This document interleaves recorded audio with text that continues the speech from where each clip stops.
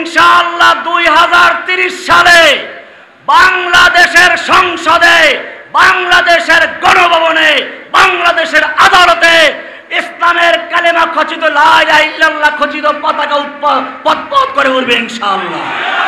আজকে নোয়াখালীর থেকে সেভাবে বাংলাদেশের রাজপথে, বাংলাদেশের সংসদে, বাংলাদেশের আদালতে, বাংলাদেশের গণভবনে, ব্যাংকে, সব জায়গায় ইসলাম বিজয়ী করার স্লোগান শুরু হলো ইনশাআল্লাহ।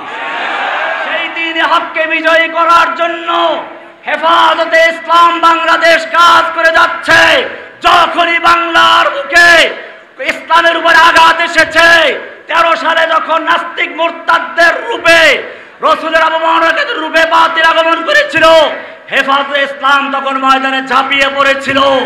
আবার যখন গুজরাটের কসাই, বাবরি মসজিদ হত্যাকারী সেই খুনি নরেন্দ্র মোদী বাংলাদেশে আসার জন্য প্রোগ্রাম করা হয়েছিল, তখন ওই হেফাজতে ইসলামের ব্যানারে এদেশের তৌহিদি জনতা ময়দানে ঝাঁপিয়ে পড়েছিল। ফেরাউন যেভাবে তার জাতিকে বিভিন্ন দলে বিভক্ত করে তার রাজত্ব কায়েম রাখতে চেয়েছিল, ঠিক তেমনি ভাবে বাংলাদেশের তৌহিদি জনতাকে, মুসলিম উম্মাহকে দলে দলে বিভক্ত করে সে তার শাসন ব্যবস্থা কায়েম রাখতে চেয়েছিল। সবগুরিজা হোগি আখির জলওয়ে খুরশিদ সে, সবগুরিজা হোগি আখির জলওয়ে খুরশিদ সে, ই চমন মামুর হোগা নগমায়ে তৌহিদ সে। कत्ल करना है तो कर ले आशिके दिलदार को, हम शिकायत जा करेंगे कातिबे तकदीर को। इस गर्ज से जो मक्तल में आया वो सुबह शाम सलामत रहती है, ये जान तो आनी जानी है, इस जान की कोई परवाह नहीं।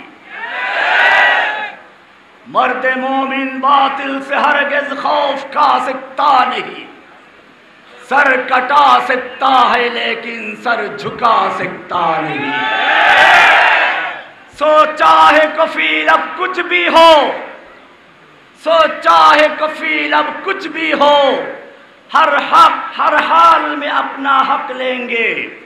इज्जत से जीना है तो जी लेंगे या जाम शहादत पी लेंगे। নোয়াখালী জেলা হেফাজতে ইসলাম কর্তৃক আয়োজিত বন্যার্তদের পুনর্বাসনের লক্ষ্যে দোয়া ও আলোচনা সভার সম্মানিত সভাপতি, বাংলাদেশের প্রখ্যাত আলেম দ্বীন হযরতুল আল্লাম মাওলানা নিজামউদ্দিন সাহেব হাফিজাহুল্লাহ, কারাগারের নির্যাতিত এক ঝাঁক উলামায়ে কেরাম, আমার সামনে উপস্থিত আগামী বাংলাদেশের তৌহিদি জনতার সেনা সৈনিক, আল্লাহর সৈনিকেরা, আমরা এই মুহূর্তে সমাবেশ করছি এমন একটি সময়ে যখন ফিলিস্তিনের মুসলমানদেরকে পাখির মতো গুলি করে হত্যা করা হচ্ছে, তাদের বাড়ি ঘরগুলোকে বুলডোজার দিয়ে গুড়িয়ে দেওয়া হচ্ছে, আকাশের থেকে বিমান হামলা চালিয়ে সম্পূর্ণভাবে এক একটা এলাকা ধ্বংস করে দেওয়া হচ্ছে, কাশ্মীরি মুসলমানদেরকে পাখির মতো গুলি করে হত্যা করা হচ্ছে,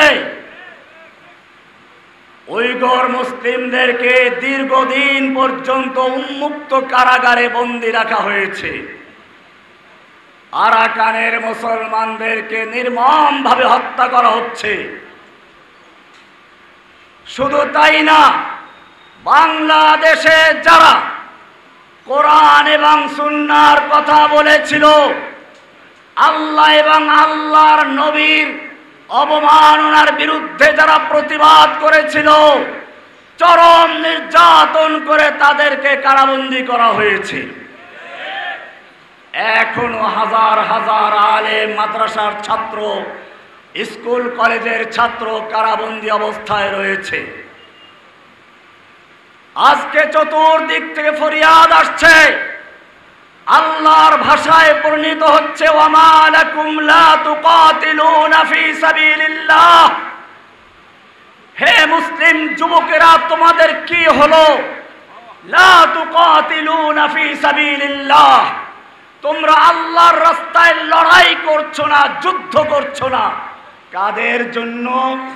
ওয়াল মুস্তাদআফিনা মিনার রিজাল ওয়ান নিসা ওয়াল বিলদান, ওই সমস্ত অসহায় শিশু, নারী, পুরুষদের জন্য। আল্লাযীনা ইয়াকুলুনা রাব্বানা আখরিজনা মিন হাযিহিল ক্বরিয়াতিয যালিমি আহলুহা, যারা ফরিয়াদ করে বলছে, হে রব্বুল আলামিন, তুমি আমাদেরকে এই জালিম অধ্যুষিত জনপদ থেকে রক্ষা করো। ওয়াজআল লানা মিন লাদুনকা ওয়ালিয়া, আমাদের জন্য দাও তোমার পক্ষ থেকে ন্যায়নিষ্ঠবান নেতা, ওলি। ওয়াজআল লানা মিন লাদুনকা নাসীরা, তোমার পক্ষ থেকে দাও আমাদের জন্য সাহায্যকারী। এই ফরিয়াদ ধ্বনিত হচ্ছে কাশ্মীর থেকে, এই ফরিয়াদ ধ্বনিত হচ্ছে আরাকান থেকে, এই ফরিয়াদ ধ্বনিত হচ্ছে উইঘুর মুসলিমদের পক্ষ থেকে, এই ফরিয়াদ ধ্বনিত হচ্ছে ফিলিস্তিনের মুসলিমদের পক্ষ থেকে, এই ফরিয়াদ ধ্বনিত হচ্ছে বাংলাদেশের 65টা কারাগার থেকে। আপনারা জানেন এই বাংলাদেশের বুকে একটা ফেরাউনকে পাঠানো হয়েছিল ভারত থেকে লালন পালন করে, দীর্ঘ সময় প্রশিক্ষণ দিয়ে তাকে পাঠানো হয়েছিল বাংলাদেশ থেকে ইসলাম এবং মুসলিমদের নাম ও নিশানা মুছে ফেলার জন্য। সেজন্য প্রথমেই এসে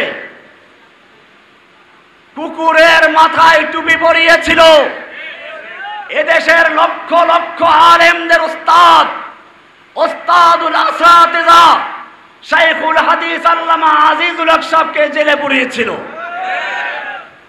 এরপরে এ পর্যন্ত ক্ষান্ত হয়নি, ইসলামী তাহজিব তামাদ্দুনকে ধ্বংস করার জন্য ভারতীয় সিনেমা, ভারতীয় নাস্তিক মুরতাদদের গান বাজনা, হিন্দি গান, হিন্দি সিনেমা এবং উদিচির নামে, ছায়ানটের নামে বিভিন্ন ভাবে এদেশের ইসলামিক কালচারকে ধ্বংস করে ভুতুম পেচার কালচার, পান্তাবাতের কালচার চালু করার মাধ্যমে ইসলামী তাহজিব তামাদ্দুনকে ধ্বংস করার পায়ে তারা করা হয়েছিল।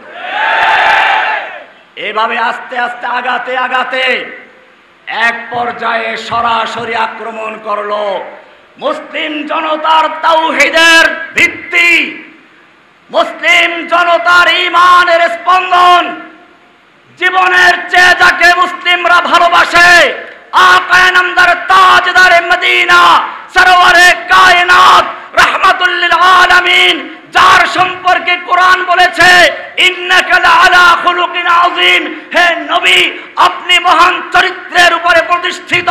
সেই নবীর চরিত্র নিয়ে, নবীর স্ত্রীদেরকে নিয়ে কলঙ্ক শুরু করেছিল, অপবাদ দেওয়া শুরু করেছিল, কটূক্তি করা শুরু ছিল। তখন দেশের তাওহীদ জনতা গর্জে উঠেছিল। আমি তখন একটা বই লিখেছিলাম, এই বইটা কোনো আমার লেখা নয়। আমি আদালতেও বলেছিলাম এইটা যদি অপরাধ হয় তাহলে আমি 3 নম্বর অপরাধী, আমি 3 নম্বর অপরাধী।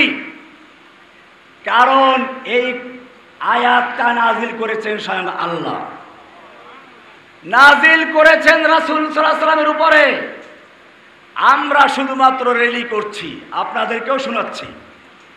আল্লাহ তাআলা কোরআনে পরিষ্কার বলে দিয়েছেন, 33 নম্বর সূরা 60 এবং 61 নম্বর আয়াত, আল্লাহ তাআলা বলছেন লাইল্লাম ইয়ানতাহিল মুনাফিকুনা ওয়াল্লাযীনা ফী কুলুবিহিম মারাদুন ওয়াল মুরজিফুনা ফিল মাদিনা, যদি মুনাফিকেরা এবং যাদের অন্তরে ইসলাম বিদ্বেষী রোগ রয়েছে, ওয়াল মুরজিফুনা ফিল মাদিনা, এবং যারা আল্লাহর নবীর নামে কটূক্তি করে, গল্প রচনা করে, এরা যদি বিরত না হয়, আল্লাহ তাআলা বলছেন লানুগরিয়ান্নাকা বিহিম, হে নবী, আপনাকে আমি তাদের বিরুদ্ধে খেপিয়ে দিব, এগ্রা করে দিব, উত্তেজিত করে দিব। কে বলেছেন? এরপরে শুনুন কি বলছেন, সুম্মা লা ইউজাবিরুনাকা ফিহা ইল্লা কালিলা। এরপরে তারা আপনার শহরে, আপনার দেশে আর থাকতে পারবে না, সামান্য সময় থাকতে পারবে, তাও মালউনিনা, অভিশপ্ত হয়ে। এরপরে আল্লাহ বলছেন, আইনামা সুকিফু, ওদেরকে যেখানে পাওয়া যাবে, উখিযু, পাকড়াও করা হবে, ওয়াকুতিলু তাকতিলা, বাবে তাফঈল ব্যবহার করে আবার মফউলে মুতলাক ব্যবহার করা হয়েছে, ওয়াকুতিলু তাকতিলা, ওদেরকে কেটে টুকরো টুকরো করে দাও। বাণীটা ছিল কার? নাজিল হয়েছে কার উপরে? তানজিলুম মির রাব্বিল আলামিন, রব্বুল আলামিনের পক্ষ থেকে নাজিল হয়েছে। কার উপরে? আলা কলবিকা, রাসূলের কলবে। কোথায়? রাহমাতুল লিল আলামিন নাজিল হয়েছিল। এরপরে আল্লাহ বলছেন, এখানে একটা সূক্ষ্ম বিষয় আপনাদেরকে বলে দেই, কোরআনের উসলুব হলো আয-যানিয়াতু ওয়াজ-যানি ফাজলিদু কুল্লা ওয়াহিদিন মিনহুমা মিয়াতা জাওদা। ব্যভিচারী আর ব্যভিচারী, ওদেরকে তোমরা 100 দোররা মারো। এটাকে মারুফ ব্যবহার করা হয়েছে, কারণ রাষ্ট্রের কাজ। এমনি ভাবে ওয়াস-সারিকু ওয়াস-সারিকু ওয়াস-সারিকাতু ফাকতাউ আইদিয়াহুমা, চোর চাই পুরুষ হোক নারী হোক, ওদের হাত কেটে দাও, তোমরা কেটে দাও। মারুফ না মাজহুল? মারুফ, কারণ রাষ্ট্রের কাজ। সেই হিসাবে এখানে মারুফ হওয়া দরকার ছিল। অনেকে আমাদেরকে বলে, আপনারা কেন বিচার হাতে নিলেন? রাষ্ট্রের কাজ ছিল। আমিও বলতে চাই, আমরা রাষ্ট্রকে বলেছিলাম, তোমার বাবার নামে যদি কেউ কটূক্তি করে তার জন্য সাজা ঘোষণা করেছে, প্রথমবার করলে 14 বছর, দ্বিতীয়বার করলে যাবজ্জীবন। তোমার বাবার জন্য তুমি আইন করতেই পারো, আমাদের কোনো আপত্তি নেই। কিন্তু জেনে রাখো, তোমার কাছে তোমার বাবার যে মহব্বত ভালোবাসা রয়েছে, তোমার কাছে তোমার বাবার যে মূল্য রয়েছে, একজন মুসলিমের অন্তরে আল্লাহ এবং রাসূলের মহব্বত তার চেয়ে লক্ষ কোটি গুণ বেশি রয়েছে।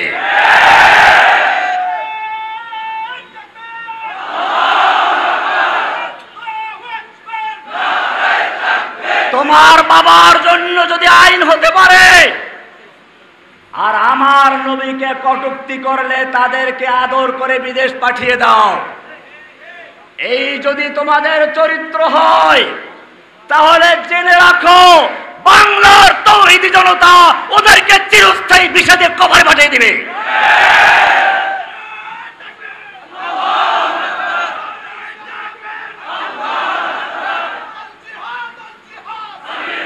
ভাইয়েরা আমার, আল্লাহ তাআলা এরপরে বলছেন সুন্নাতাল্লাহি, এটাই হচ্ছে আল্লাহর রীতি।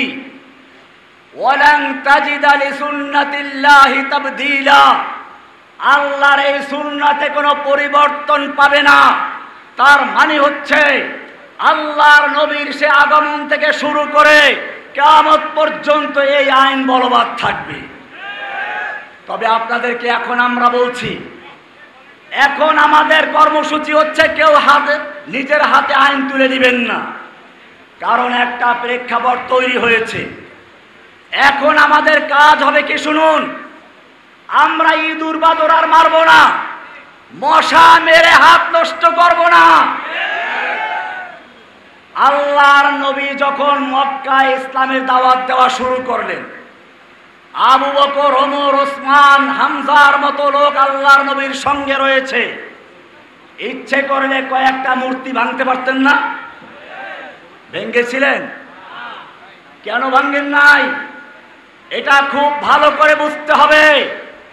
কারণ যদি ওই সময় কয়েকটা মূর্তি ভাঙতেন, ওরা আবার বানিয়ে নিত, এতে কিছু এসে যেত না। তাই আল্লাহর নবী ওই সময় মূর্তি ভাঙ্গার ক্ষমতা থাকা সত্ত্বেও মূর্তি না ভেঙ্গে তিনি কর্মসূচি নিলেন, মানুষের মনের ভিতর থেকে মূর্তিগুলো ভেঙে চুরমার করতে হবে। এখন আমাদের কাজ সেটা। বাংলার জমিনে প্রত্যেকটা মানুষের অন্তর থেকে মূর্তির মোহাব্বতকে ত্যাগ করে, দেখেন না মূর্তি কেমনে ক্রেন লাগিয়ে টেনে তারপরে ভেঙে দিয়েছে। ইনশাআল্লাহ আমাদের এখন থেকে কাজ হবে तौहीद की अमानत सीनों में है हमारे, आशा नहीं मिटाना नामो निशा हमारा। আমরা প্রতিটি মানুষের অন্তরে তাওহীদের বীজ বপন করব, তাওহীদের চেতনা তৈরি করব। ইনশাআল্লাহ সেই মুসলমানরা বাংলার রাস্তার মোড়ে মোড় থেকে সব মূর্তি নির্মূল করবে ইনশাআল্লাহ। আমরা বিজয় লাভ করার পরে মূর্তি ভাঙবো, এখন আর খুচরা মুচরা মূর্তি ভাঙবো না, এখন আর খুচরা মুচরা মাজার ভাঙবো না। ইনশাআল্লাহ 2030 সালে বাংলাদেশের সংসদে, বাংলাদেশের গণভবনে, বাংলাদেশের আদালতে ইসলামের কালেমা খচিত লা ইলাহা ইল্লাল্লাহ খচিত পতাকা পথ করে উঠবে ইনশাআল্লাহ। তারপরে ইনশাআল্লাহ সবকিছু বিচার করবে ইনশাআল্লাহ।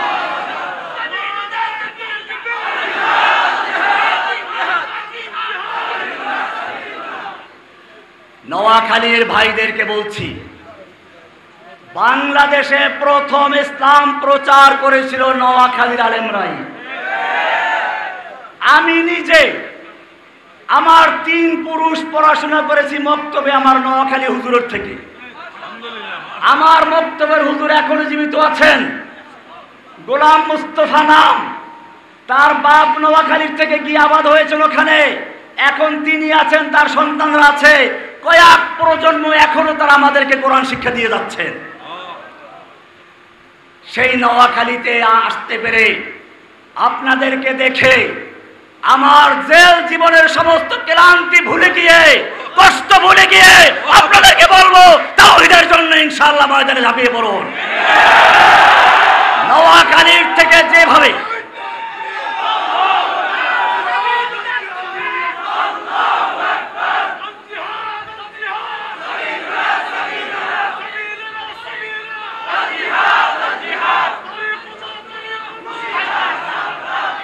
নোয়াখালীর থেকে যেভাবে ইসলাম প্রচার শুরু হয়েছিল, আজকে নোয়াখালীর থেকে সেভাবে বাংলাদেশের রাজপথে, বাংলাদেশের সংসদে, বাংলাদেশের আদালতে, বাংলাদেশের গণভবনে, ব্যাংকে, সব জায়গায় ইসলাম বিজয়ী করার স্লোগান শুরু হলো ইনশাআল্লাহ।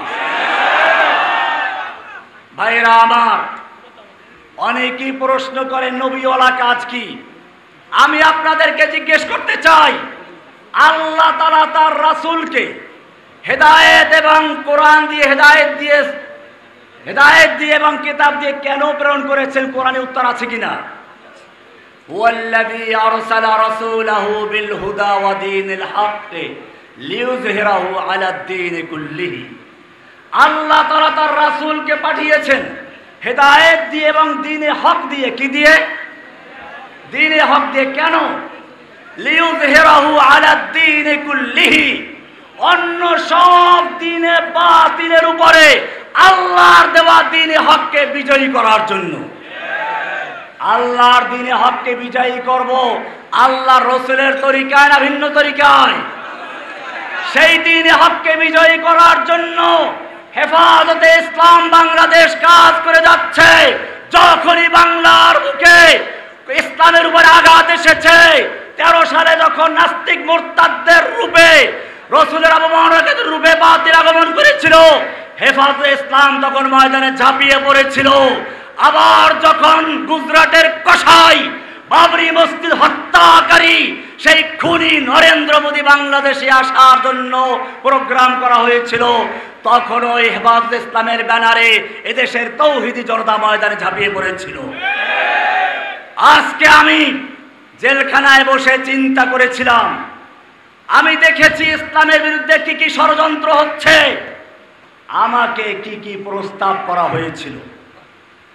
আমি তখনই সিদ্ধান্ত নিয়েছিলাম, আমার যুবক ভাইদেরকে বলবো, স্কুলের কলেজের ইউনিভার্সিটির যে সমস্ত ছাত্র ভাইয়েরা আমাকে ভালোবাসো, তোমরা হয়তো মনে করতে পারো রহমানী জেল থেকে বের হয়ে নরম হয়ে গেছে। বিষয়টা তা নয়, বিষয়টা মোটেই তা নয়।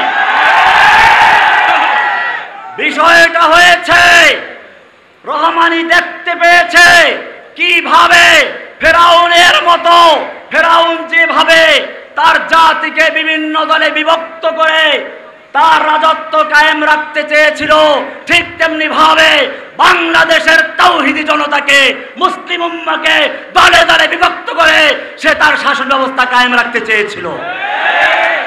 সেজন্য আমি তখনই সিদ্ধান্ত নিয়েছিলাম, আমি কারাগার থেকে একটা পত্র লিখেছিলাম যে সমস্ত যুবক ভাইদেরকে বলবো তোমরা হেফাজতের ব্যানারে কাজ করতে থাকো। এটা কোনো দুর্বলতার জন্য নয়, এটা হলো বাস্তবতা। খুচরা খুচরা কাজ করে এখানে কয়েকজন পাহাড়ে চলে গেল, এখানে একটা দল ঘোষণা করলো, এর দ্বারা ইসলামের কোনো কাজ হবে না।